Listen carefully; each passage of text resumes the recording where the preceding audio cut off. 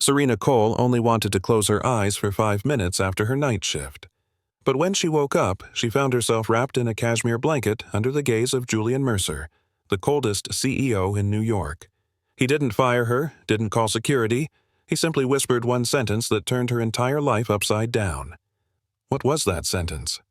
Serena was 34, an ordinary woman, carrying her family, her debts, and dreams she had never lived for herself. For years, she had grown used to being overlooked, doing more, receiving less, and smiling as if everything was fine. And then, with one careless moment, she stumbled into his world, a man the entire city both feared and admired. They called him heartless. Yet, in that instant, why did he look at her as if he had never seen another woman before? Could it be that the smallest mistakes sometimes become the beginning of something that changes a life forever? If you've ever felt so exhausted that you wanted to give up, only for fate to push you in an entirely different direction, leave a under this video. Perhaps Serena's story is also the answer you've been searching for. Serena stirred. The first thing she noticed was the unfamiliar weight of something warm over her shoulders. Her fingers brushed soft fabric, a blanket. She froze. She had not brought it with her. Her eyes snapped open, scanning the glittering suite. The cashmere throw slid into her lap. Fear pulsed in her chest. Someone had been here. Someone had seen her. The faint sound of running water echoed from the bathroom. Her heart raced. Panic clawed up her throat. She checked her phone with trembling hands. 6:15 in the morning. Dozens of missed calls from Amara. She had not gone home. She had fallen asleep in the one place she should never have let her guard down. The water stopped. The silence felt heavier than the marble walls. Every nerve in her body screamed to run, but her legs wouldn't move. The bathroom door opened. Julian Mercer stepped out, already dressed in a flawless charcoal suit. His hair was damp, combed back with effortless precision. His gray eyes met hers instantly. Serena shot to her feet, the blanket tumbling to the floor. Heat flushed her face. Every possible consequence thundered in her mind at once. Julian Mercer did not shout. He did not call security. Instead, his voice cut through the silence with unsettling calm. "Good morning, Miss Cole. Did you sleep well?" The question stunned her. Serena's throat went dry. "Mr. Mercer, I am so sorry. I shouldn't have. I was only—" Her words tangled together in panic. He raised a hand, silencing her without effort. "Coffee?" She blinked, confused. "What?" "I asked if you'd like coffee. It's been a long night, hasn't it?" His tone was precise, as if discussing a business deal rather than her career dangling by a thread. Serena hesitated. Her mind screamed at her to apologize again, to beg for mercy, but her body obeyed him before she could think. She nodded. Julian moved with deliberate ease, crossing to the polished counter. He handled the Nespresso machine like it was routine, his presence filling the room without force, without anger. That calm frightened her more than rage would have. "Sit," he said, his eyes flicking toward the dining table. It was not a request. Serena lowered herself into the chair, still trembling. Every heartbeat echoed like a warning. This was not how she had imagined the end of her career. The rich scent of coffee filled the air. Serena clutched her hands together in her lap, trying to steady her breathing. Julian approached, setting a porcelain cup in front of her. Steam curled upward. She stared at it, uncertain if this was kindness or cruelty. 3 sugars, he said calmly, "if I remember correctly." Her head jerked up. "How did you—" His gaze was steady, almost unreadable. "I've seen you in the staff lounge. Always 3. A rather alarming amount, in my opinion." Serena's cheeks burned. The ruthless CEO, the man whose reputation was built on precision and control, had noticed something so small, so ordinary. A detail no guest had ever cared about. A detail that belonged to her alone. Her fingers brushed the handle of the cup. The warmth seeped into her skin, grounding her for a moment. Yet unease twisted in her stomach. Why had he been watching? She took a tentative sip, the sweetness biting against the bitterness. Her pulse would not slow. Julian remained across from her, silent, studying her like she was a puzzle he intended to solve. The silence stretched until it felt unbearable. Then his voice cut through again. "Your sister, Amara. She must be worried," Julian said. The coffee almost slipped from Serena's hand. Her stomach dropped. "What did you just say?" "Amara Cole," he continued, as if reciting from a file. 22, pre-med, Columbia, struggling with expenses but determined. Admirable. Her chair scraped against the marble as she stood abruptly. Her voice shook. "You investigated me?" Julian's expression did not change. "I make it my business to know the people around me, especially those who fall asleep in my suite." Her pulse thundered in her ears. The room seemed to tilt. How much did he know? How much of her life had he already dissected? "You had no right," she whispered. He leaned back slightly, fingers steepled, his gaze unwavering. "Perhaps not, but I notice things others overlook. Details, weaknesses, strengths." Her hands trembled at her sides. Anger warred with fear. "You don't know me." "No," Julian said softly, almost as if to himself. "But I intend to." The certainty in his tone sent a shiver down her spine. Serena felt the fragile walls she had built around her life closing in. She wasn't sure if he had just threatened her or saved her.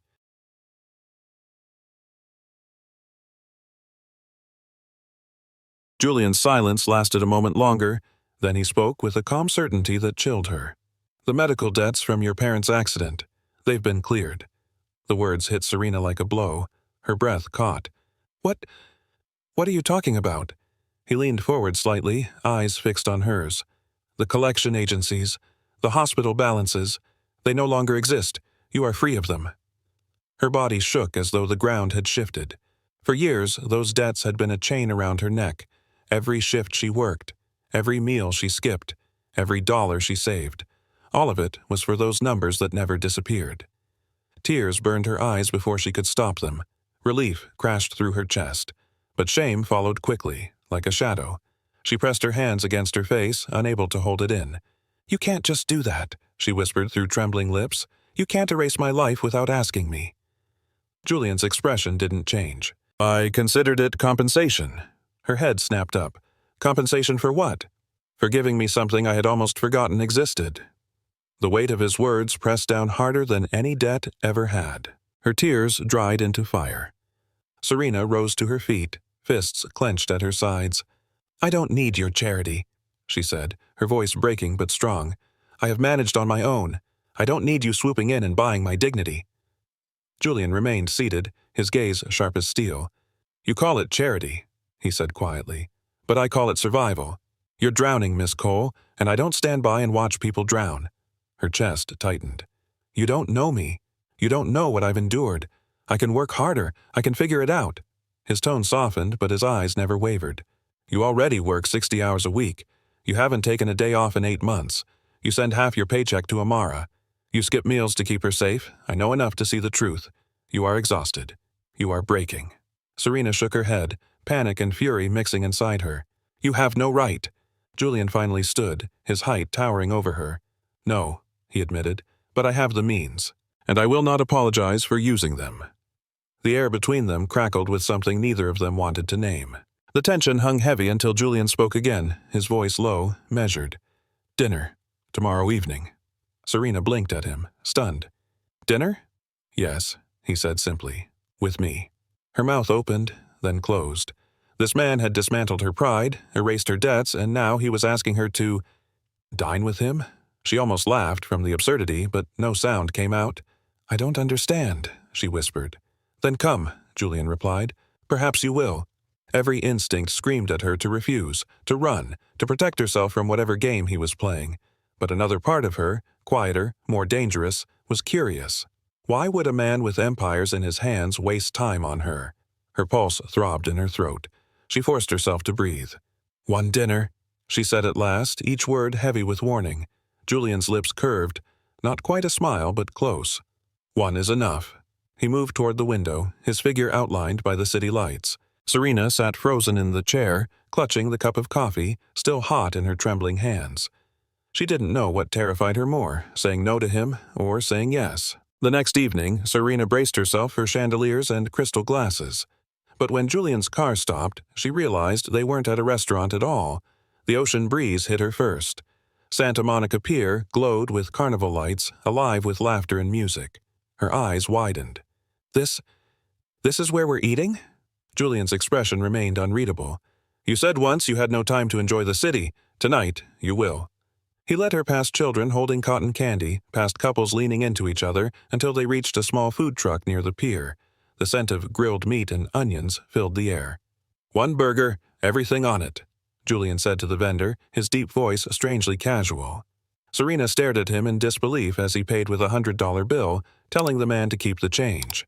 The vendor's eyes nearly popped, but he said nothing. They sat on a wooden bench, the ocean stretching dark and endless before them. Julian loosened his tie, removed his jacket, and handed her the wrapped burger. She took a bite. The taste was simple, messy, real. For the first time in months, laughter slipped past her lips. Julian watched her as though he'd found something rarer than gold. The sounds of the pier swirled around them. Children laughing, waves breaking, the faint hum of a guitar from a street performer. But in the space between them, silence pressed close. Julian leaned back slightly, his gaze fixed not on the water, but on Serena. "You terrify me," he said at last. She almost choked on her burger. "What?" "You terrify me," he repeated, his voice lower now. "Because you make me want things I've avoided all my life." Serena's breath caught. "What things?"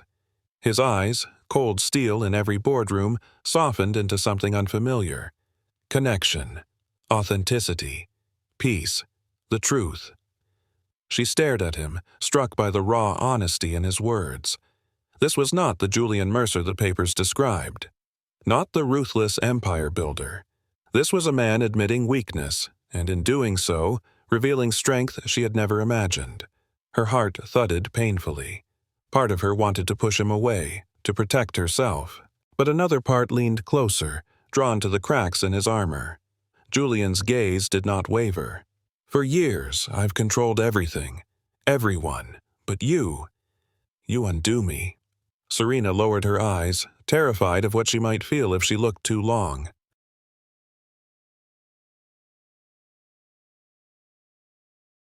The next morning, Serena felt the shift the moment she stepped into the lobby. Conversations hushed as she passed. Colleagues glanced her way, then quickly looked down. Guests whispered behind their menus. She caught fragments. The maid, with the CEO, "Did you hear? She'll ruin him." Every step became heavier. The uniform that once made her invisible now turned her into a spectacle. She adjusted her collar, forced her chin high, but the heat in her cheeks betrayed her. In the housekeeping corridor, two girls pretended to shuffle papers, their eyes darting toward her. When she approached, their voices dropped to whispers, smiles curling at the edges of their mouths. Serena clenched her jaw. She had endured worse, she told herself. Years of struggle, endless shifts, cruel customers. But this was different. These weren't strangers. This was her world. The Augustine was her safe ground, her pride. And now it was poisoned. When she caught her reflection in the brass elevator door, she barely recognized herself. Not the head housekeeper, not the woman holding her family together, just a rumor wearing her face. And behind every murmur, she heard the same warning. You don't belong in his world. "Miss Cole, my office, now." Claudia Reyes, the hotel manager, rarely raised her voice. Today, her tone cut like glass. Serena followed, pulse hammering. The blinds in Claudia's office were drawn. Papers lay spread across the desk, tabloid drafts, paparazzi snapshots, emails from reporters. Claudia folded her arms. "Do you know what's coming?" Serena shook her head, her mouth dry. "The press. They've caught wind of Mercer's extended stay, and of you. They're already digging into your past, your parents, your sister. Every detail." Serena froze. "Amara?" "Yes," Claudia said firmly. "Your sister is vulnerable. A pre-med student, living on scholarship. They will exploit her, exploit anything they can find." Her vision blurred. Amara had fought so hard to stay afloat. The thought of her name dragged through headlines made Serena's stomach twist. "I'm not here to judge you," Claudia continued, her voice softer. "But you must understand, this is bigger than you now. They will not stop until they have destroyed you, or him." Serena swallowed hard, her fingers trembling against the edge of the chair. For the first time since Julian appeared in her life, fear replaced wonder. And it had nothing to do with him. It was about the storm that would swallow her family whole. Julian stood at the long mahogany table, surrounded by men and women in tailored suits. Their expressions were sharp, rehearsed. Richard Halston, the chairman, slid a stack of reports across the table. $300 million lost in market value in 2 weeks, he said coldly. "Shareholders are furious. Your personal life has become a liability." Julian didn't flinch. "The company is solid. Profits are steady. You know this is not about numbers." Halston's smile was thin. "This is about perception. The public sees a CEO compromised by distractions. You've jeopardized the empire your father built." Another board member leaned forward. "We are prepared to act in the company's best interest.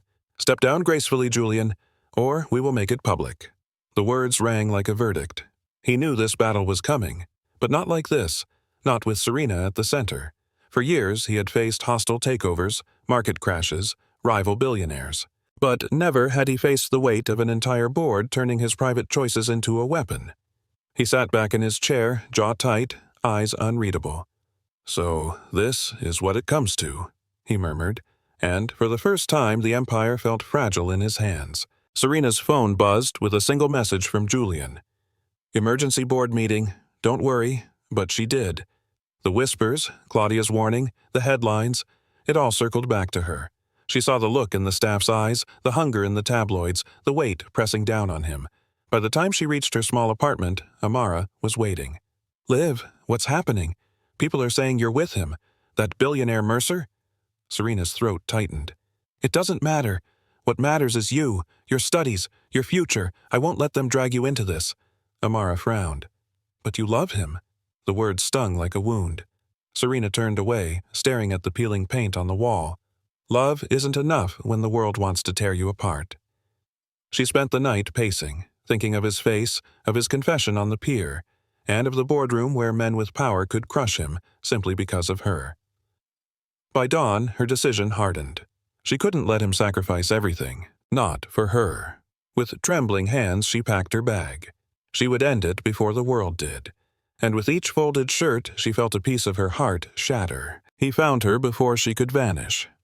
The knock on her door was quiet, but insistent. When she opened it, Julian stood there, his tie loosened, his eyes blazing with exhaustion and fire. "You weren't going to tell me," he said. Not a question. Serena's voice faltered. "I was protecting you. They'll ruin everything you've built. I won't be the reason you lose it all." Julian stepped closer, his presence filling the room. "Listen to me. They can strip the company. They can take my title. They can burn every building with my name on it. But they cannot take you from me." Her eyes filled with tears. "Julian." "No." His voice was sharp, final. "You are not my weakness, Serena. You are the only thing that makes all of this worth fighting for." She couldn't breathe. His words cut through every fear, every shadow of shame. He lifted her chin, forcing her to meet his gaze. "Let them take their empire. I'll build another, but I will not let them steal the only truth I've ever found." Her tears fell silently. She wanted to believe him, and in that moment, part of her already did.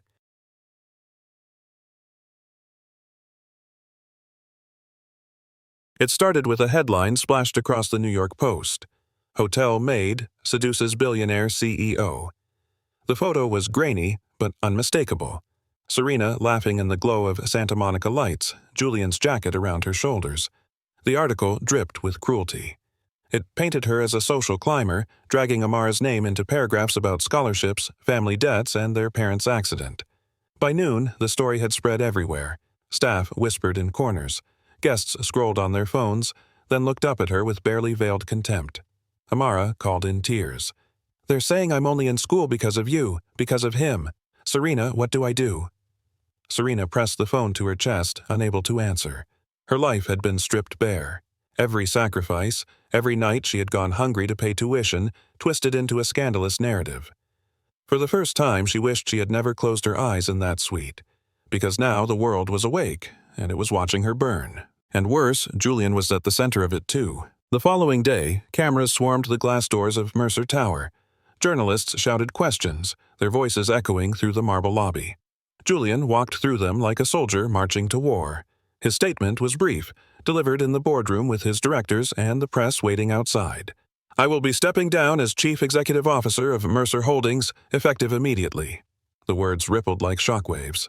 Faux wall reeled. Headlines flashed. Mercer out. Empire in collapse. Serena watched from her apartment, her chest tight, her hands trembling. He had surrendered everything. Not for the board, not for shareholders, because of her. Amara touched her arm. "He chose this, Liv." But Serena could barely breathe. The man feared by rivals, respected by nations, had bowed his head to protect a woman with nothing but a maid's uniform and a heart full of fears. She had never felt so loved, and never so crushed beneath the weight of that love. That night, Julian appeared at her door. He looked tired but strangely calm, like a storm that had already broken. "You lost everything," Serena whispered. "Not everything," he replied. He placed a folder on the table. Inside were documents, contracts, and deeds. "I've been building something in the shadows. A new company. A chain of hotels already under my control. Mercer Holdings was never my final legacy." Serena's eyes widened. "You knew this would happen?" "I knew the board would strike one day. I just didn't know the weapon would be you." His voice softened. "But it doesn't matter. I wasn't defeated. I was liberated." She traced the papers with trembling fingers. It wasn't ruin, it was rebirth. "Then why step down?" she asked. "Because power without freedom is a prison, and I will not let them cage me or you." For the first time in days, she saw not the fallen CEO, but the man who had chosen to eat burgers with her on a pier. And, for the first time, hope stirred again. The next morning, the new company's first board meeting was underway. Serena sat quietly at Julian's side, hands folded, pulse racing. Harold Vance, one of the loudest voices from Mercer's old circle, sneered as he rose. "Let's not pretend this is about innovation. This is about her." He jabbed a finger toward Serena. "A maid in our boardroom, a scandal in our newspapers. She will sink you faster than any hostile takeover." The words landed like blows. Serena lowered her gaze, heat rising in her face. Murmurs spread around the room, investors exchanging wary glances. Julian's jaw tightened. "Careful, Harold." But Harold pressed on, voice dripping with contempt. "You expect us to trust our billions to a man compromised by an affair with hotel staff. She is your liability." The silence that followed was suffocating. Serena felt every eye on her. For a moment she wanted to disappear, to let Julian fight alone. Then she remembered Claudia's warning, Amara's tears, the humiliation in every headline. And suddenly, the weight shifted. She wasn't just a rumor. She was a voice. She rose from her chair, her heart pounding like thunder. Every whisper stilled as Serena placed a folder on the table. Her voice was steady, though her hands shook. "These are reports from the Grand Elysium. Guest satisfaction, retention, revenue growth. Numbers that rose only after new initiatives I proposed were implemented." She slid the documents across the table. Charts, testimonials, graphs, hard proof. "I may be a housekeeper by title, but I know this business from the ground up. I know what guests need.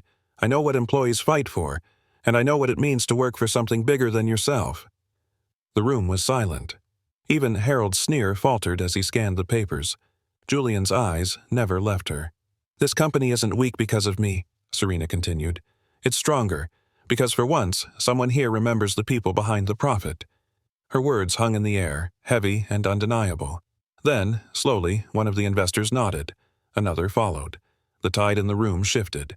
Julian reached for her hand under the table. His grip was fierce, unshakable. For the first time, Serena felt not like his weakness, but his equal.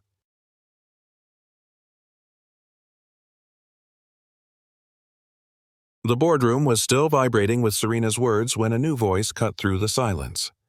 Amara rose from the back row. Her presence had been quiet until now, a shadow beside her sister, but her voice was steady, clear. "My sister is not just a housekeeper," she said. "She is the reason I am standing here today. When our parents died, she gave up her own future to raise me. She worked through nights, skipped meals, and carried burdens no 20-year-old should ever carry." Her gaze swept across the long table. "You see a scandal. I see the woman who is both my mother and my father. She has held me together when the world tried to break us. Without her, there is no Amara Cole, medical student. There is no dream of healing others." The room stilled. Board members shifted uncomfortably in their chairs. The weight of her truth was heavier than numbers, sharper than headlines. Serena's throat ached with emotion, tears pressing against her eyes. For once, she was not defending herself. Amara's words had done it for her, and the board began to waver. Julian stood slowly, his expression carved from steel. He pressed a button on the table phone. "Mr. Chen, are we live?" "Yes, sir," came the lawyer's calm voice. Julian turned back to the board. "For years, you've treated this company as your inheritance to strip, but today, it changes. As of this morning, Mercer Global is a public benefit corporation." The words detonated in the room. He placed signed documents on the table. The charter has been filed. It requires this company to prioritize employees, communities, and long-term sustainability, not just shareholder profit. The investors already voted. It's done. Harold Vance's face reddened. You can't. I can, and I have. Julian's tone sliced like a blade. You will not fire thousands for your bonuses. You will not dismantle what we built. If you don't like it, sell your shares. The room erupted in shouts, but Julian was unmoved, his gaze fixed only on Serena. He had just detonated his father's empire and remade it into something better, not for power, not for wealth, but for her. The shouting slowly died. The boardroom was fractured, investors scrambling, but Julian's focus narrowed to one truth. He walked to Serena, every step measured. Then, without hesitation, he dropped to one knee. Gasps filled the room. Serena's breath caught. Serena Cole, he said, voice low but unshakable. You walked into my life exhausted, ready to collapse, and yet you gave me something no empire ever could. You gave me peace. You gave me truth. And I don't want to face another day without you by my side. He pulled out a simple ring, nothing flashy, nothing designed for headlines, just a promise. Will you marry me? The room blurred. Serena felt her heart split open, tears streaming before she could stop them. She whispered through trembling lips, yes. Applause broke from the back of the room, from Amara, from stunned staff who had slipped in. Even some investors clapped, their earlier anger dissolving into disbelief. Julian rose, sliding the ring onto her finger. The boardroom had been their battlefield. Now it had become their altar. A week later, there were no chandeliers, no gilded cathedrals, no press-lined aisles. Just Serena, Julian, and Amara standing in City Hall before a smiling judge. Serena wore a modest dress she had owned for years. Julian was in his gray suit, no tie, hair slightly tousled. Amara clutched the paperwork, her grin wide and tearful. Marriage, the judge said warmly, is not built on wealth or titles. It is built on choice, on standing side by side when storms come. Julian slid a simple band onto Serena's finger. I vow to love you not as a possession, but as my partner, my equal, my miracle. Serena placed a ring on his hand, her voice shaking but strong. I vow to walk with you through battles and peace, to remind you that love is our greatest strength. You may kiss. When their lips met, Amara cheered, her laughter echoing in the chamber. There were no cameras, no flashing lights, just love, pure, unvarnished, stronger than every headline in the world. But peace never lasted long. 2 weeks later, Vivian Mercer arrived at their suite unannounced. Elegant, cold, eyes like polished steel. The mother who had abandoned Julian now stood in their doorway. So, she said, her accent crisp, this is the woman who destroyed my son's empire. Serena stepped forward, her voice calm but firm. No, I'm the woman who helped him build a better one. Vivian's lips curled. Do you really think love will protect you from this world? From me? Serena's pulse hammered, but she did not back away. Julian doesn't need protection from you, and I'm not afraid. You left him once, but I won't. Not ever. Julian's shoulders tensed. Old wounds flickered in his eyes, but Serena's voice rose steady, cutting through the room. You see weakness in us. I see strength. You see scandal. We see love, and you cannot rewrite that. For the first time, Vivian faltered. The certainty in her posture cracked. Julian reached for Serena's hand, his grip steady. This is my family now, he said softly. Not you. Not anymore. Vivian's silence was answer enough. She turned and left, and Serena knew they had won more than a battle. They had claimed their future.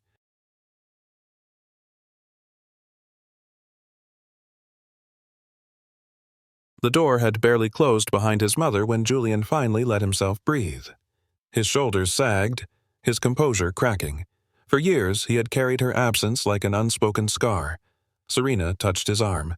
Julian, he shook his head, his voice raw. She left me when I was 8. Do you know what that does to a boy? You wake up and your world is gone, and for decades I told myself I didn't need anyone, that I'd rather build walls than feel that emptiness again. Tears shimmered at the edge of his steel-gray eyes. He never allowed weakness in front of anyone, not shareholders, not rivals, not even friends, because there were none. "But today," he whispered, his gaze locked on Serena, then on Amara, "I realized I'm not alone anymore. She abandoned me. But I found family in a place she could never understand. Here, with you." The tears finally broke free, sliding down his face. Serena wrapped her arms around him. For the first time, Julian Mercer didn't fight the pain. He released it, and in its place, something stronger bloomed. Freedom. Reporters crowded the marble steps of the Grand Elysium, cameras flashing like lightning. The scandal hadn't died. It had only grown. Julian emerged from the revolving doors, Serena at his side. Gasps rippled through the crowd. Paparazzi shouted questions, accusations. But Julian didn't flinch. He took Serena's hand, lifted it for all to see, and spoke into the swarm of microphones. "This is Serena Cole," he declared, "and being with her is the best decision of my life." The words cut through the chaos like a thunderclap. For once, Julian wasn't the ruthless CEO or the calculating mogul. He was simply a man, standing unashamed before the world. Flashes erupted brighter. Some voices mocked, some applauded. But it didn't matter, because his hand stayed locked with Serena's, steady as stone. She felt tears sting her eyes, not from shame, but from pride. They had dragged her through mud, questioned her worth, twisted her story. But Julian's voice reclaimed it in front of millions. Not a scandal, not a liability. Love. That evening, there were no towers, no boardrooms, no flashing cameras. Just a small kitchen in Queens. 3 people crowded around a worn wooden table. Amara had cooked spaghetti, the sauce slightly burnt. Julian ate it like it was the finest meal he'd ever tasted. "This," he said, leaning back with a rare smile, "is better than any Michelin star restaurant." Serena laughed, shaking her head. "You don't have to flatter us." But Julian was serious. He looked around the cramped apartment, the mismatched chairs, the textbooks piled on the counter. For a man who had dined under chandeliers, surrounded by power, this was foreign. And yet, it was the first time he felt at peace. Amara set her fork down. "You're different when you're here. Less like the man on the news. More like—" She hesitated, then smiled. "More like family." Julian's chest tightened. Family. A word once filled with pain now sounded like hope. He reached across the table, taking Serena's hand, then Amara's. "That's exactly what we are." For the first time, he wasn't building an empire. He was building a home. Weeks later, the Grand Elysium's rooftop glowed under the night sky. Staff and guests gathered, murmurs of curiosity drifting through the crowd. Suddenly, the building's facade came alive. Room after room lit up until the message blazed across 20 stories. Love wins. Gasps rose. Phones lifted to capture the moment. The once whispered scandal had been rewritten in light. Julian stood at Serena's side, the city skyline stretching behind them. He wrapped his arm around her waist, pulling her close. "Do you see?" he whispered. "They tried to make us a headline, but tonight we make it a truth." Tears sparkled in her eyes as she leaned into him. His lips brushed hers, not in secrecy, not in fear, but before the world. The crowd erupted in cheers. Staff tossed rose petals into the air, their faces alight with joy. Serena's heart pounded, overwhelmed. The girl who had once been invisible, dismissed as a housekeeper, now stood in the open, loved without apology. Julian's kiss deepened, fierce and tender all at once. And in that moment, nothing else mattered. Because love had won. What looked like a mistake became the turning point of a lifetime. Serena Cole thought she had ruined everything when she fell asleep in that suite. One wrong step, one slip of exhaustion, could have ended her career, her reputation, her chance at a future. But instead, it opened the door to something no amount of money or power could buy. Julian Mercer lost his empire, surrendered his title, and walked away from the boardroom battles that had defined his life. Yet, in losing what the world considered everything, he discovered what truly mattered. Love that was unshaken by scandal, family that stood stronger than bloodlines. A home built not of steel and glass, but of trust and devotion.